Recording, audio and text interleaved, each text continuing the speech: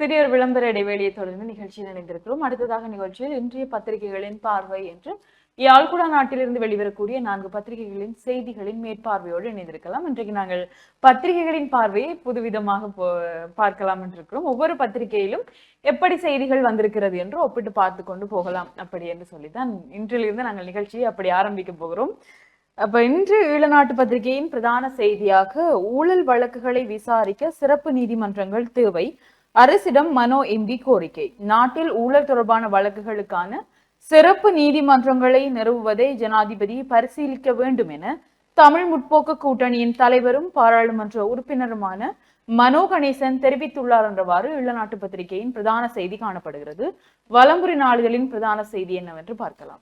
வலம்புரி இன்றைக்கு என்னத்தை தாங்கியிருக்கின்றால், இந்தியாவுடன் பலமான உறவு கட்டியெழுப்பப்படும் ஜனாதிபதி அனுரகுமார் என்று இன்றைக்கு சீன விஜயத்தின் பிறகு ஜனாதிபதி மீது அதிகளவான விமர்சனங்கள் முன்வைக்கப்படுகிறது. இந்தியாவினுடைய ஊடகங்களும் அதை உன்னிப்பாக பார்த்து கொண்டிருந்தன. அப்ப சீனாவுடனான அந்த உடன்படிக்கைகள் எல்லாம் இந்தியாவுக்கு ஒரு பெரிய தாக்கமாக இருந்தது. ஜனாதிபதி முதலாவது விஜயமாக இந்தியாவுக்கு சென்றிருந்தால் கூட சீனா விஜயம் என்பது பலராலும் விமர்சிக்கப்படக்கூடிய விடயமாக அல்லது உற்று நோக்கப்பட்ட விடயமாக இருந்தபோது ஜனாதிபதி மீண்டும் இந்தியாவுடன் பலமான உறவு கட்டியெழுப்பப்படும் என்ற ஒரு அறிக்கையை விட்டிருக்கக்கூடியவன் இந்தியாவோடு மீண்டும் அவர் பயணிக்க விரும்புகின்ற விடயங்களை சுட்டிக்காட்டக்கூடியதாக இருக்கிறது. அதை தாண்டி இந்த 20 நாட்களில் 8 துப்பாக்கிச்சூடு 6 பேர் உயிரிழப்பு என்று இன்றைக்கும் நாடுவே இந்த துப்பாக்கிச்சூடு சம்பவங்கள் அதிகரித்துக் கொண்டிருக்கிறது.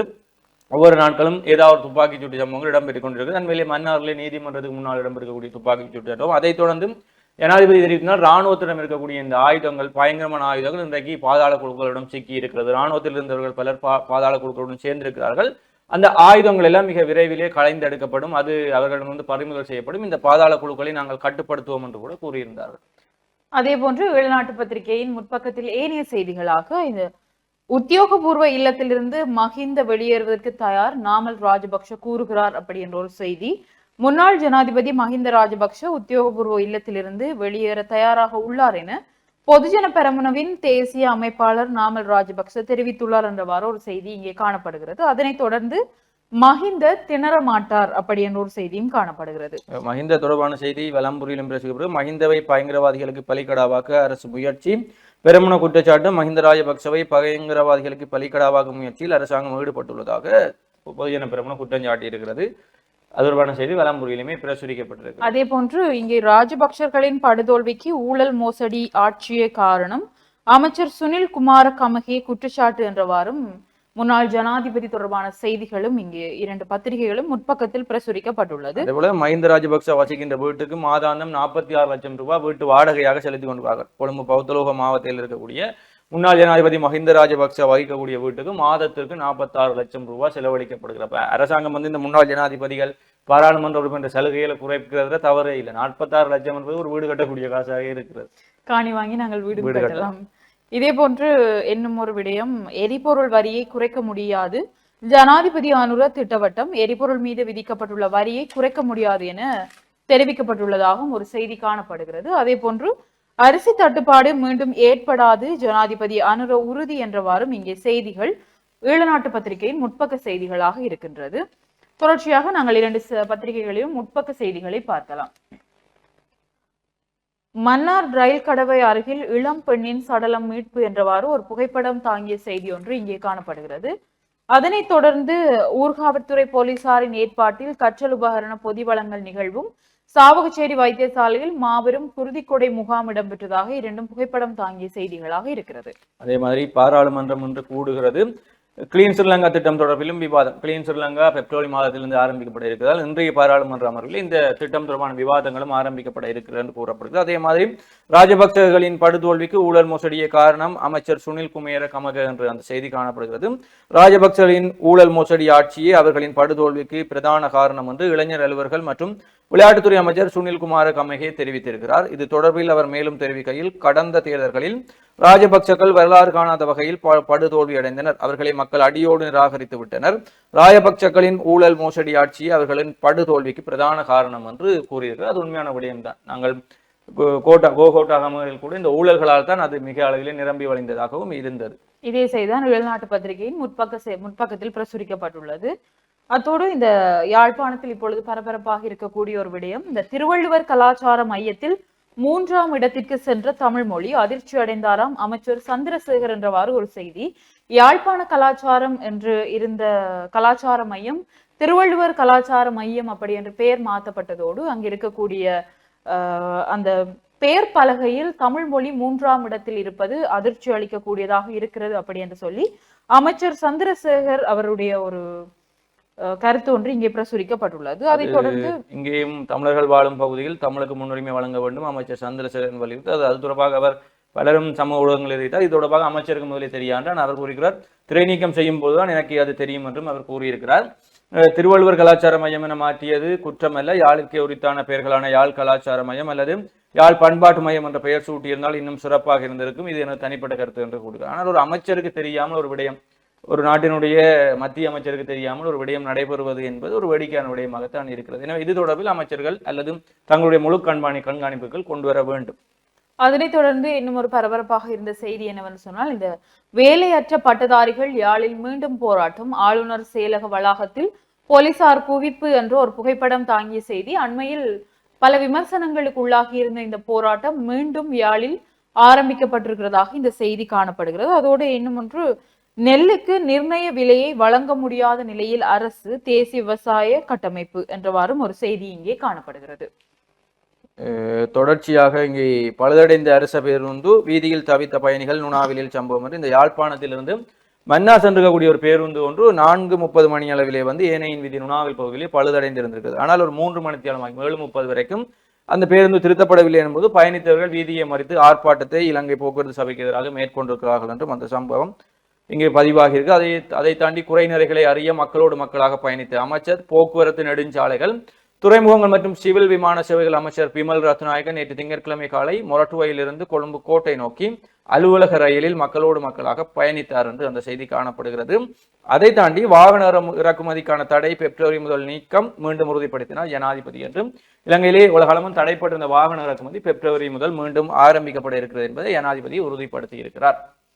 அதோடு இளநாட்டு பத்திரிகையின் செய்திகளாக ரயிலில் கண்காணிப்பு விஜயம் மேற்கொண்ட அமைச்சர் விமல் பல குறைபாடுகளை கண்டறிந்தார் என்றவாறு திடீரென போக்குவரத்து நெடுஞ்சாலை மற்றும் துறைமுகங்கள் சிவில் விமான சேவை அமைச்சர் பிமல் ரத்நாயக்க நேற்று காலை ஒரு 7:13 மணியளவில் இந்த திடீர் விஜயத்தை மேற்கொண்ட பொழுது அவர் பல குறைபாடுகளை கண்டறிந்தார் என்றவாறு இந்த செய்தி காணப்படுகிறது. உண்மையில் பொது போக்குவரத்துகளில் பல குறைபாடுகள் இருக்கின்றது. அதை அமைச்சர் இப்பொழுதுதான் விஜயம் செய்து அறிந்திருக்கிறார் என்பது எங்களுக்கு மிகவும் அதிர்ச்சிகரமானதான் இருக்கிறது. நெடுஞ்சாலை போக்குவரத்துகளாக இருக்கட்டும், குறிப்பாக இந்த ரயில் போக்குவரத்துகளில் பல குறைபாடுகள் இருக்கின்றது. ஆனால் இப்பொழுது அதை விஜயம் செய்து இனம் கண்டிருப்பது கூட பாராட்டத்தக்கதாகத்தான் இருக்கிறது. தொடர்ந்தும் அரிசி விலையை குறைக்க முடியாது என்று நாங்கள் அண்மை நாட்களாகவே இந்த அரிசி தொடர்பான பல செய்திகளை பார்த்து வருகிறோம். இறக்குமதி செய்யப்படுகின்ற அரிசியின் விலை, உள்நாட்டு அரிசியின் விலை என்ற பிரச்சனைகளுக்கு மத்தியில் இன்று இளநாட்டு பத்திரிகையின் செய்தியாக அரிசியின் விலையை குறைக்க முடியாது என்ற ஒரு செய்தி இங்கே காணப்படுகிறது. தொடர்ந்தும் இந்த புகையிரத நிலையங்கள், இந்த ரயில் சேவைகள் தொடர்பான பிரச்சனைகளாக அண்மையில் வந்த ஒரு செய்தி, இணையதளத்தில் விற்பனை செய்யப்பட்ட ரயில் பயணச்சீட்டு தொடர்பில் விசாரணைகள், அங்கு ஊழல் மோசடிகள் இருப்பதாக நாங்கள் ஒரு 2 நாட்களுக்கு முன்னம் செய்தி ஒன்றை பார்த்திருந்தோம். இன்றைய பத்திரிகையில் அது தொடர்பான விசாரணைகள் ஆரம்பிக்கப்பட்டிருக்கிறதாக செய்தி ஒன்று பிரசுரிக்கப்பட்டுள்ளது. தொடர்ச்சியாக வலம்புரியினுடைய வெளிநாட்டு செய்திகளை பார்த்தோம்னா, வெளிநாட்டு செய்திகளிலே 90 பாலஸ்தீனிய கைதிகளை விடுவித்தது இஸ்ரேல். காசா பகுதியில் நீண்ட காலமாக எதிர்பார்க்கப்பட்ட போர் நிறுத்தம் நேற்று முன்தினம் ஞாயிற்றுக்கிழமை முதல் அமுலுக்கு வந்த நிலையில் நேற்று திங்கட்கிழமை காலை 90 பாலஸ்தீன கைதிகளை இஸ்ரேல் விடுவித்திருக்கிறது. இந்த போர் நிறுத்தம் உலக அளவிலே பெருமளவிலே கொண்டாடப்படக்கூடியதாக இருக்கிறது. அதை தாண்டி இன்றைக்கு டொனால்ட் ட்ரம்ப் பதவியேற்கிறார். அமெரிக்காவினுடைய 47வது புதிய ஜனாதிபதியாக டொனால்ட் ட்ரம்ப் பதவியேற்கிறார். புதிய மாற்றங்கள் உருவாகும் என்றும் பலதரப்பட்ட செய்திகள் அங்கே வெளியாகி கொண்டிருக்கும் போது ட்ரம்ப் ஒரு செய்தியை கொடுத்திருக்கிறார். 3ஆம் உலகப் போரை தடுத்து நிறுத்துவேன், ட்ரம்ப் உறுதி. உக்ரைனில் நடைபெற்று வரும் போரை விரைவில் முடிவுக்கு கொண்டு வருவதுடன் மத்திய கிழக்கில் நீடிக்கும் குழப்பத்தை தீர்த்து வைப்பேன், அத்துடன் 3ஆம் உலகப் போர் நிகழாமல் தடுப்பேன் என டொனால்ட் ட்ரம்ப் உறுதி கூறியிருக்கிறார் என்று அந்த உலக செய்திகள் காணப்படுது. அதை தாண்டி தென்னிந்தியாவில் நடைபெற்றிருக்கக்கூடிய பிக் பாஸ் 8 வெற்றியாளராக தெரிவு செய்யப்பட்டார் முத்துக்குமரன் என்று அந்த செய்தி காணப்படுகிறது. மேடை பேச்சாளர், ஒரு முதல் முறையிலே பிக் பாஸிலே மேடை பேச்சாளர் ஒருவர் வெற்றியை தட்டி சென்றிருக்கிறார் என்று அந்த செய்தி காணப்படுகிறது. ஈழநாட்டு பத்திரிகையில் இந்த காசா போர் நிறுத்தத்திற்கு இலங்கை அரசாங்கம் வரவேற்பு தெரிவித்திருக்கிறது. இது குறித்து ஒரு அறிக்கையையும் வெளிவகார, வெளிநாட்டு வேலைவாய்ப்பு மற்றும் சுற்றுலா அமைச்சு வெளியிட்டுள்ளதாக இந்த செய்தி காணப்படுகிறது. தொடர்ந்து வெளிநாட்டு செய்திகள் பக்கத்தில் இஸ்ரேல் சிறைப்பிடிக்கப்பட்ட 90 பாலஸ்தீனர்கள் விடுதலை, போர் நிறுத்த ஒப்பந்தம் அமலானது, காசாவில் மக்கள் கொண்டாட்டம் என்றவாறு புகைப்படம் தாங்கிய செய்தி ஒன்று இங்கே பிரசுரிக்கப்பட்டுள்ளது. சுமார் 15 மாதங்களுக்கு மேலாக இடம்பெற்றுக் கொண்டிருந்த இந்த போராட்டம், இந்த போர் ஒரு முடிவுக்கு வந்திருப்பது என்பது உண்மையில் ஒரு மகிழ்ச்சிகரமான செய்திதான். அந்த காசா மக்கள் அதை கொண்டாடியதையும் ஒரு புகைப்படமாக இங்கே பிரசுரித்துள்ளார்கள். அதனைத் தொடர்ந்து சூடானில் உள்நாட்டு கலவரம், இருளில் மூழ்கிய தலைநகரம் என்ற ஒரு சூடான் நாட்டு செய்தியும், எரிபொருள் பவுசர் வெடித்து சிதறியதில் 70 பேர் உயிரிழப்பு என்ற புகைப்படம் தாங்கிய செய்தி ஒன்று நைஜீரியாவில் இந்த சம்பவம் இடம்பெற்றுள்ளதாக இந்த செய்தி காணப்படுகிறது. அதனைத் தொடர்ந்து அமெரிக்க ஜனாதிபதி டிரம்புடன் முகேஷ் அம்பானி சந்திப்பு என்று அவர்களுடைய புகைப்படம் தாங்கிய செய்தி ஒன்று இங்கே காணப்படுகிறது. அதையும் தொடர்ந்து நல்லிணக்கம் ஒற்றுமையை வளர்க்கும் மகா கும்ப மேளா, பிரதமர் மோடி பெருமிதம் என்றவாறும் இந்த செய்திகள் ஈழநாட்டு பத்திரிகையின் உலக செய்திகளாக இருக்கிறது. அதே மாதிரி வலம்புரியிலே உள்நாட்டு செய்திகளுக்குள் சீரற்ற வானிலையால் 16,930 பேர் பாதிப்பு, அனர்த்த முகாமைத்துவ மத்திய நிலையம் தகவல். இந்த கடந்த 2 வாரங்களாக இருக்கக்கூடிய நாட்டில் இருக்கக்கூடிய சீரற்ற வானிலையால் 16,930 பேர் இதுவரை பாதிக்கப்பட்டிருக்கார்கள். குறிப்பாக கிழக்கு மாகாணத்தில் அதிக அளவு மக்கள் பாதிக்கப்பட்டிருக்கார்கள். கிழக்கு மாகாணத்தில் பல வீதிகள் தடைப்பட்டு வெள்ளம் புரண்டோடி கொண்டிருக்கிறது என்பதையும் நாங்கள் பார்க்கக்கூடியதாக இருக்கிறது.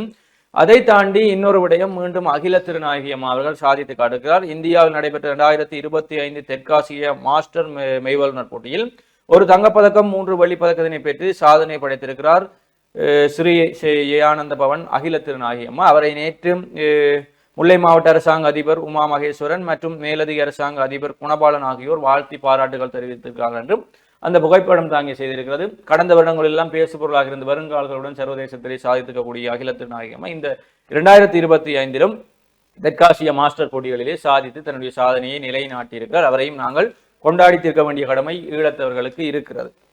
அதே போன்று இந்த நிகழ்ச்சியிலும் நாங்கள் அகில திருநாயகி அம்மாவிற்கு எங்களுடைய வாழ்த்துக்களையும் தெரிவித்துக் கொள்கிறோம். எங்கள் நிகழ்ச்சி சார்பாக உண்மையில் இத்தனை வயதிலும் அந்த கால்களுக்கு ஓய்வில்லை என்பது போன்று பல சாதனைகளை முன்வைத்து பலருக்கு முன்னுதாரணமாக இருக்கக்கூடிய அகில திருநாயகி அம்மா நீண்ட ஆயுளுடன் இன்னும் பல சாதனைகளை புரிய வேண்டும் அப்படி என்று சொல்லி வணக்கம் தமிழொலி குழுமம் சார்பாக நாங்களும் பிரார்த்தித்துக் கொள்கிறோம். தொடர்ச்சியாக நாங்களும் ஈழ்நாட்டு பத்திரிகையின் உள்நாட்டு செய்திகளுக்குள் வரலாம். இங்கு குறைந்த வருமானம் கொண்ட குடும்ப கணக்கெடுப்புகள் இன்று முதல் ஆரம்பம் என்ற ஒரு செய்தி காணப்படுகிறது. அஸ்வசும திட்டத்தின் 2ஆம் கட்டத்திற்கான விண்ணப்பங்களை சமர்ப்பித்த குறைந்த வருமானம் கொண்ட குடும்பங்களின் மக்கள் தொகை கணக்கெடுப்பு இன்று ஆரம்பிக்கப்படும் என நலன்புரி நன்மைகள் சபை தெரிவித்துள்ளதாக இந்த செய்தி காணப்படுகிறது. அதனைத் தொடர்ந்து இன்னும் ஒரு செய்தி, அஸ்வசும 2ஆம் கட்ட விண்ணப்பங்கள் சமர்ப்பிப்பு என்றவாறும் செய்தி ஒன்று காணப்படுகிறது. அதனைத் தொடர்ந்து நேற்றைய தினம் பரபரப்பாக பேசப்பட்ட ஒரு செய்தி, பிரிட்டிஷ் பெண்ணின் பண அட்டையை திருடியவர் ஹட்டன் போலீசாரால் கைது என்று நாங்கள் சமூக வலைதளங்களில் காணொளி ஊடாக பார்த்திருந்தோம். 22 வயது இளைஞர் ஒருவர் பிரிட்டிஷ் பெண் ஒருவருடைய பண அட்டை, அதுவும் குறிப்பாக இந்த கடன் அட்டை கிரெடிட் கார்டை திருடி அதிலிருந்து சுமார் 2.5 லட்சம் பெறுமதியான பணத்தை அவர் எடுத்துள்ளார் என்றவாறும் அந்த செய்தி காணப்பட்டது. அந்த செய்தியும் இங்கே பிரசுரிக்கப்பட்டுள்ளது. அதனைத் தொடர்ந்து இராணுவ முகாமில் இருந்து பாதாள குழுக்களின் கைகளுக்கு சென்று 73 துப்பாக்கிகளில் 38 மீட்பு என்று நாங்கள் சராசரியாக அண்மை காலங்களில் பார்க்கக்கூடிய செய்திகள் துப்பாக்கி சூடுகள் பற்றியும் அதனால் ஏற்படக்கூடிய உயிரிழப்புகள் பற்றியும். இப்ப இவர்களுக்கெல்லாம் எப்படி துப்பாக்கிகள் செல்கிறது, இலங்கையை பொறுத்தவரையும் எந்த ஒரு தனிநபரும் லைசன்ஸ் துப்பாக்கிக்கு என்று வழங்கப்படுவதில்லை. அப்படி இருக்கைகளை இவர்களுடைய கைகளுக்கு எப்படி துப்பாக்கி செல்கிறது அப்படி என்ற ஒரு கேள்வி எங்களுக்குள் இருந்தது. அதற்கான பதிலாகத்தான் இந்த செய்தி இருக்கிறது.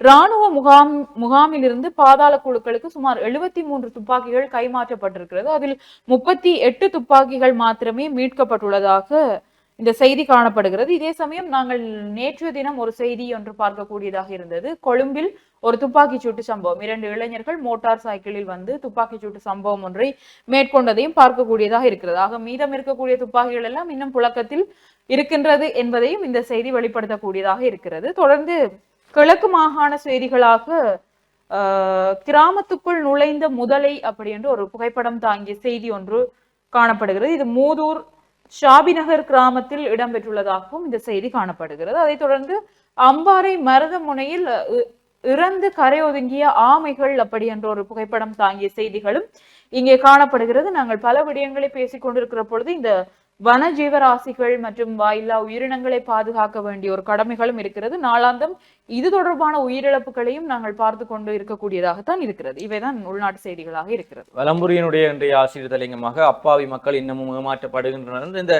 தொலைபேசி அழைப்புகள் மூலம் மக்களிடமிருந்து பணம் கொள்ளையிடப்படும் சம்பவம் தொடர்பாக ஆசிரியர் தலையங்கம் இன்றைக்கு புலந்திருக்கிறது. அது கட்டுரையாக புலந்திருக்கிறது. அதை தாண்டி அரிசி தட்டுப்பாடு மீண்டும் ஏற்படாது உறுதியளித்தார் ஜனாதிபதி அனுர என்று இந்த முன்னாள் ஜனாதிபதிகளுடைய செலவுகள் குறைக்கப்படுவதால் பாதுகாப்பு செலவு குறிப்பாக முன்னாள் ஜனாதிபதி ஒருவருக்கு மாத்திரம் வருடாந்தம் 700 மில்லியன் ரூபாய் பாதுகாப்புக்கு ஒதுக்கி இருக்கிறோம்.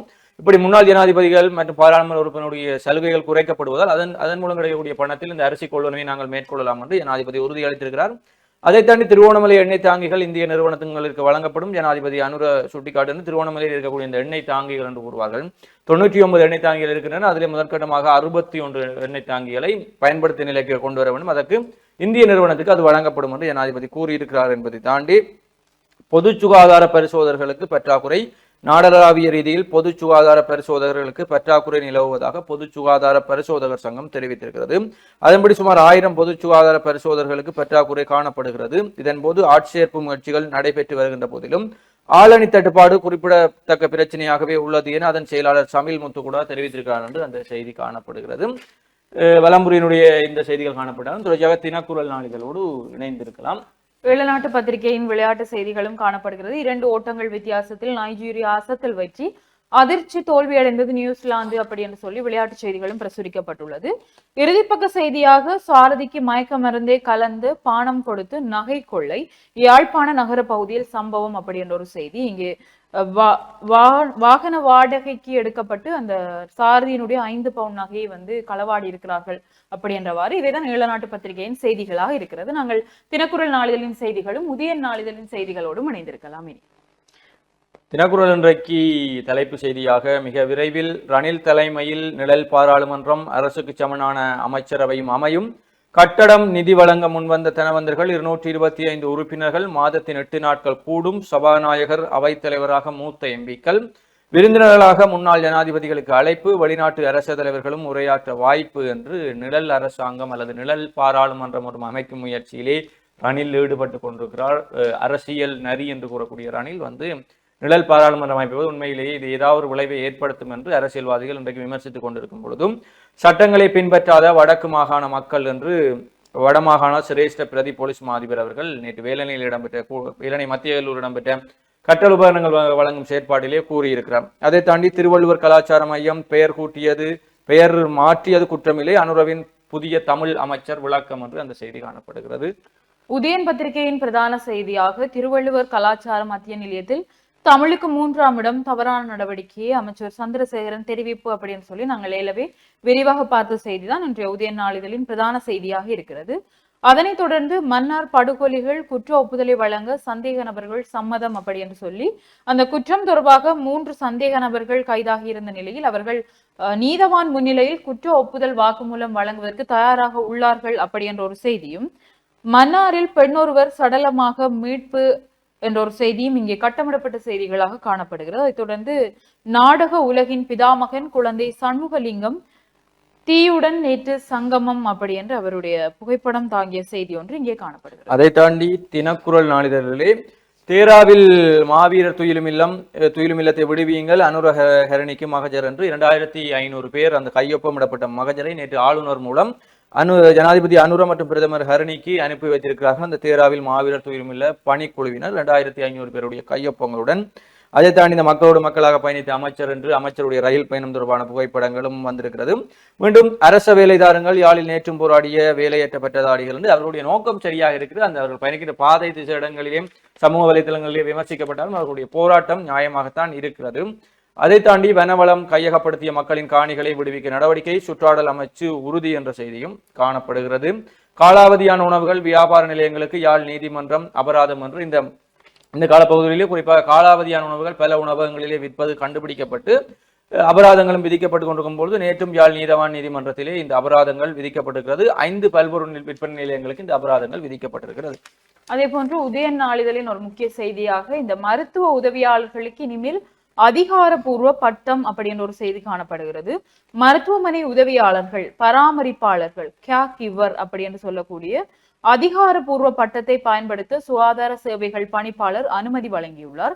எதிர்காலத்தில் செவிலியர்கள் ஊழியர்களின் சீருடையில் கேர் கிவர் என்ற சின்னம் சேர்க்கப்படும் என்று தெரிவிக்கப்பட்டுள்ளது. இது தொடர்பாக கருத்து தெரிவித்த இலங்கை சுதந்திர செவிலியர் சங்கத்தின் தலைவர் டபிள்யூ ரோய் டி மெல் இந்த அதிகாரப்பூர்வ பெயர் மற்றும் சின்னம் அறிமுகப்படுத்தப்பட்டதன் பின்னர் நாட்டின் செவிலியர்கள் சர்வதேச அளவில் அங்கீகரிக்கப்பட்ட தொழிலாளர்களாக மதிக்கப்படுவர் என்றவாறு இந்த செய்தி காணப்படுகிறது. உண்மையில் ஒரு சிறந்த திட்டமாகத்தான் இது இருக்கிறது.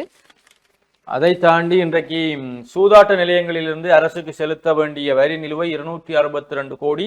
இலங்கை முன்னணி சூதாட்ட நிறுவனங்களிலிருந்து அரசுக்கு செலுத்த வேண்டிய வரியில் 262 கோடி வரித்தொகை செலுத்தப்படாமல் இருப்பதாக தெரிய வந்திருக்கிறது. 2012ஆம் ஆண்டிலிருந்து இந்த வரித்தொகை செலுத்தப்படாமல் இருக்கிறது என்றும் கூறப்படுகிறது.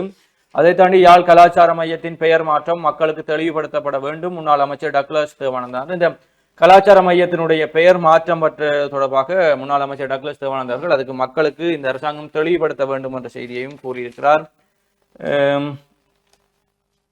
அதை தாண்டி ஜனாதிபதியை விமர்சிக்க நாமளுக்கு தகுதியில்லை, ராஜபக்சகளின் சகாப்தம் முடிந்து விட்டது என்றும் ஒரு செய்தி காணப்படுகிறது. இதுதான் தினக்குரலினுடைய இன்றைய உள்நாட்டு செய்திகளாக இருக்கும் பொழுது, விளையாட்டு செய்திகளாக முல்தான் டெஸ்ட் போட்டி மேற்கிந்தியாவை வீழ்த்தி பாகிஸ்தான் அபார வெற்றி என்ற செய்தியும், நியூசிலாந்து அணியை வீழ்த்தி நைஜீரிய மகளிர் அணி வெற்றி என்று இந்த மகளிர் உலக கிண்ணம் தொடர்பான விடயங்களும் காணப்படுகிறது. இதுதான் இன்றைய பத்திரிகைகளில் நாங்கள் பார்த்துக்கக்கூடிய முக்கிய செய்திகளாக இருக்கிறது. நிகழ்ச்சியிலே தொடர்ச்சியாக ஒரு சிறிய விளம்பர இடைவேளைக்கு பிறகு மீண்டும் சந்திப்போம்.